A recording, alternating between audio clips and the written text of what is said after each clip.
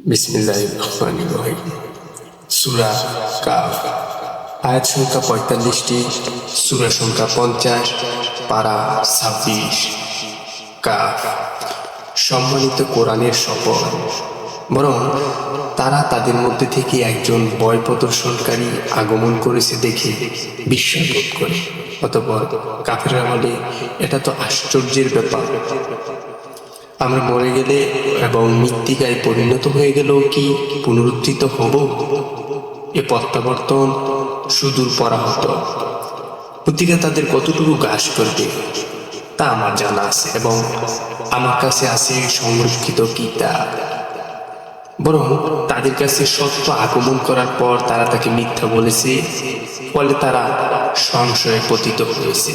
তারা কি তাদের উপস্থিতি আকাশের পানে দৃষ্টিপাত করে না? আমি কিভাবে তা নির্মাণ করেছি এবং সুশোভিত করেছি, তাতে কোনো ছিদ্রও নেই। আমি ভূমিকে বিস্তৃত করেছি, তাতে পর্বতমালার বার স্থাপন করেছি এবং তাতে সর্বপ্রকার নয়নবিরাম উদ্ভিদ উদ্গত করেছি। এটা জ্ঞান আরোহণ ও স্মরণ করার মতো ব্যাপার প্রত্যেক অনুরাগী বান্দার জন্য। আমি আকাশ থেকে কল্যাণময় বৃষ্টি বর্ষণ করি এবং তদ্বারা বাগান ও শস্য উদ্গত করি, সেগুলোর ফসল আরোহণ করা হয়, এবং লম্বমান খর্জুর বৃক্ষ, যাতে আছে গুচ্ছ গুচ্ছ খর্জুর। বান্দাদের জীবিকা স্বরূপ এবং বৃষ্টি দ্বারা আমি মৃত জনপদকে সঞ্জীবিত করি, এমনইভাবে পুনরুত্থান ঘটবে। তাদের পূর্বে মিথ্যাবাদী বলেছে নূহের সম্প্রদায়,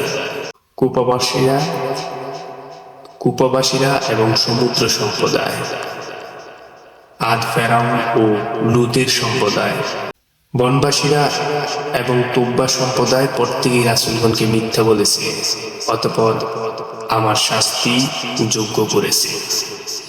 আমি কি প্রথমবার সৃষ্টি করে ক্লান্ত হয়ে পড়েছি? বরং তারা নতুন সৃষ্টির ব্যাপারে সন্দেহ পোষণ করে।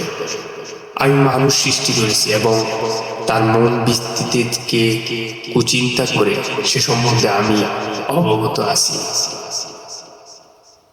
আমি তার গ্রীবাচ্ছিষ্ট দমনী থেকেও অধিক নিকটবর্তী।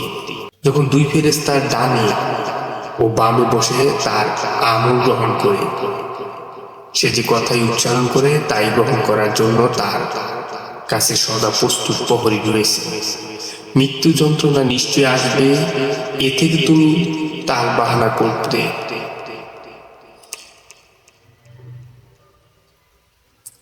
এবং সিংহায় ফুৎকার দেওয়া হবে, এটা হবে ভয় প্রদর্শনের দিন।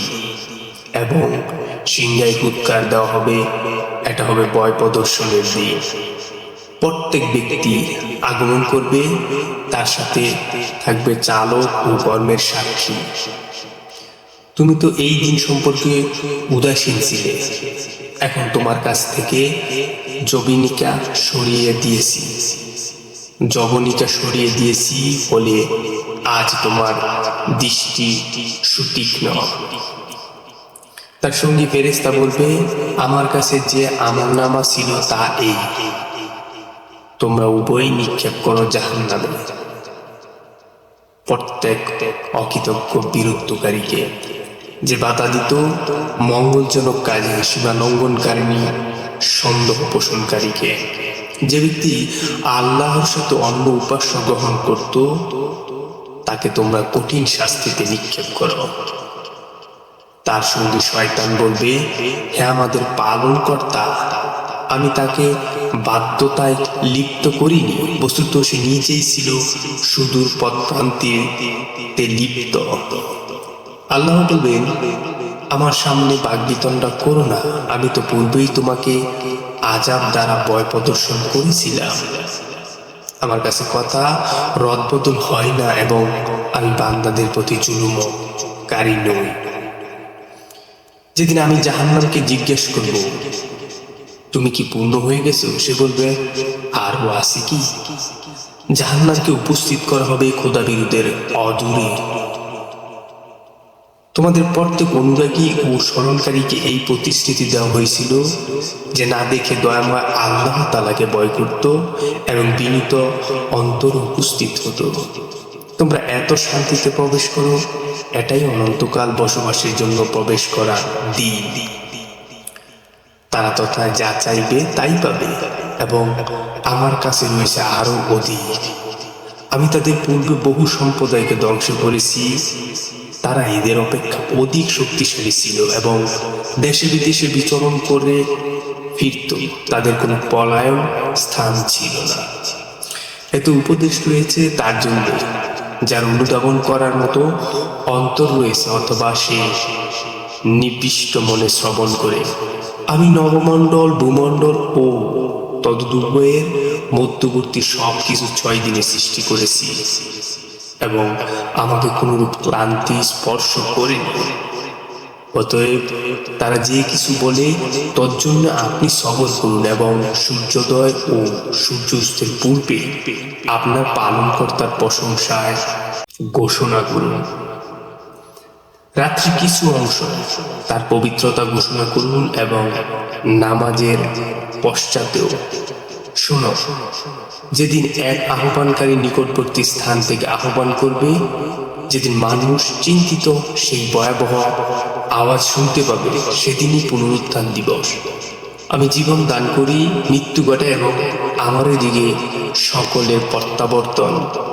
যেদিন ভূমণ্ডল বিদীর্ণ হয়ে মানুষ ছুটাছুটি করে বের হয়ে আসবে, এটা এমন সমবেত করা হবে যা আমার জন্য অতি সহজ। তারা যা বলে তা আমি সম্যক অবগত আছি। আপনি তাদের উপর জোর জবরকারী নন। অতএব যে আমার শাস্তিকে ভয় করে তাকে কোরআনের মাধ্যমে উপদেশ দান করুন।